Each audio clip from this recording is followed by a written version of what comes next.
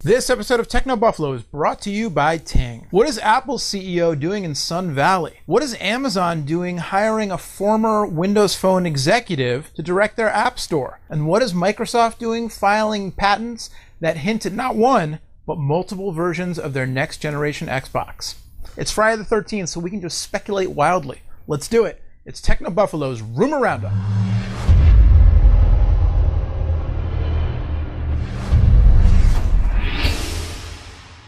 Hey, what is going on, everybody, and welcome to an extra spooky edition of Rumor Roundup. No, Halloween didn't come early this year, but it is Friday the 13th. So that gives us license to get even crazier than we usually do with the rumors. And also, especially if it's a full moon tonight. I don't know, is it? I have no idea. Be careful out there. Apple CEO Tim Cook spotted this week at Allen & Company's annual mega gathering of mega executives in Sun Valley. They had invited former Apple CEO Steve Jobs to the conference over and over again, and he never went. But Tim Cook, the paparazzi, chasing him around like he was LeBron James meets Marilyn Monroe. Anyway, Cook has been spotted with Square CEO Jack Dorsey and the CEO of Akamai, the streaming media, Akami? I'm going to pronounce that wrong. Anyway, and all kinds of tech and media luminaries. But why is he there? Cook is, deigned to comment on his real reasons for being there, other than saying that he's having lots of private meetings and is enjoying his time. And apparently he's been dubbed with the nickname Mr. Popular because the other bigwig executives have been waiting for years for Apple to send somebody. Now that they have, everybody wants to talk to Apple. And why wouldn't they? Because Apple's worth like a gajillion dollars right now. No details on why Cook is there, but the speculation is running towards the long-rumored Apple TV project. No, not the little $99 box that lets you watch Netflix and stream stuff from iTunes. But the big deal that was alluded to in the biography of Steve Jobs, in which he now famously said he had finally cracked the code and had disrupted the TV industry. It may be that Cook is in Sun Valley trying to broker some deals to launch the new Apple TV platform with a big bang. Or it might just be that Tim Cook's not Steve Jobs and he likes going to conferences and talking to people. I don't know. But for the sake of rumors, I'm looking at the Apple TV project, and I'm hoping this turns into something newsworthy, because news is fun, that's why we're here. Earlier this week, Amazon was able to snatch up the former head of Windows Phone developer experience, Brandon Watson, to join their efforts, whatever those efforts may be. Now this week it's been reported that Robert Williams, Microsoft's former senior director of Windows Phone business development, has joined Amazon, and his new role, according to LinkedIn anyway, is App Store director. So Amazon does have an App Store, and they do sell apps via their Kindle Fire tablet. But everybody and their cousin is expecting Amazon to launch their own smartphone, perhaps by the end of this year. So it would make sense that Amazon is looking to snap up some of the best and brightest minds in the mobile game. Rumors abound that Amazon will be launching a smartphone that runs on a forked version of Android, kind of similar to what they've done with the Kindle Fire, taking Android, really building their own operating system on the Android core. No details on what that smartphone might be, might do, might look like, might weigh, might sound like, might smell like. But again, conventional wisdom, that seems to be the theme of this week's show, something in the 4 to 5 inch screen range, because that's what all the kids are buying this week. Stay tuned for more on Amazon building its mobile team for whatever it is they're doing. Kindle Fire 2, smartphone, something. All right, let's take a break, hear from our sponsors, and then we'll come back with a little bit of news, or at least rumors, related to Xbox patents. I've been covering the mobile industry for going on 7-8 years now.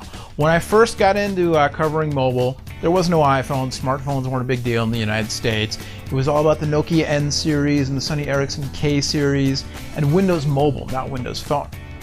In those past 6 or 7 years, things have evolved drastically. Touchscreens are all the rage, app stores are all the rage, we're in this post-PC era, etc., etc. But one thing that hasn't really evolved, or at least not in a way that I'm satisfied with, is rate plans, is services that carriers offer. Ting is trying to do something about that. Run by a bunch of geeks frustrated with the status quo, Ting is a new service that's trying to bring clarity, usability, and big savings to mobile phone users. They've got one rate plan, they call it simple, they call it honest, they say that it only charges for what you use. Minutes, messages, and megabytes are all tracked and billed separately. If you go over your allotment, you're just bumped up to the next pricing tier. If you don't use up all of your minutes, megabytes, or messages, then you get a refund credit to you at the end of the month. Easy, simple, sounds pretty fair. In Ting's own words, there are no ridiculous fees and no BS. We like that. We like no BS. Right now, you can go over to technobuffalo.ting.com and check out their service. They've got an online savings calculator where you can punch in the specifics, not just of your current plan, but of how much you're actually using the stuff. You can get this information from your monthly statement, whatever carrier you're on. Plug it into Ting's calculator, and they'll let you know how much you could be saving. They run on Sprint's network. They've got some of the latest Android 4G devices, and basically what you do is you buy your own device up front, and then you just pay as you go. So you're not locked into a contract either, which I also think is pretty cool. And right now, if you sign up, you get a $50 credit. Just go to technobuffalo.ting.com, and best of all, you only pay for what you use, and you get a refund for what you don't use. All right, last but certainly not least, Ars Technica, which is an awesome website if you like to dive deep into the innards and outers of the technology that we're all using. Ars Technica has an article this week about a patent that they recently discovered that Microsoft filed, and I have to read this from the article because I don't even understand what these words means really. It's a patent for a, quote, scalable multimedia computer system architecture with QoS quality of service guarantees. It describes the design for a game system that is capable of allowing platform services to scale over time. And then, as the author, Kyle Orland, so nicely explains, those, quote, platform services include pretty much everything the hardware does besides directly running games, maintaining the OS, handling traffic, interpreting inputs, potentially streaming content to nearby tablets, or recording TV shows. In other words, Microsoft's got this big crazy patent that hints that there could be multiple versions of the next generation Xbox with scaling architecture that lets it do all kinds of different things depending on the need and lets the platform scale over time. But we'll just get back to the heart of the rumor here and we'll leave it at that. Potential multiple versions of the Xbox 720, and some of the details line up with earlier leaks about the 720. So check that out. I'm giving a shout out to a different site because they're doing good work. Ars Technica, Kyle Orland. You can check out his article for all the details, including an awesome diagram that has multiple GPUs and arrows and little labels that say Figure 9. All right, that'll do it for this week. Thanks again to our friends at Ting for sponsoring the show. Thanks to Revision 3 for having us. Thanks to you for watching. And again, it's Friday the 13th.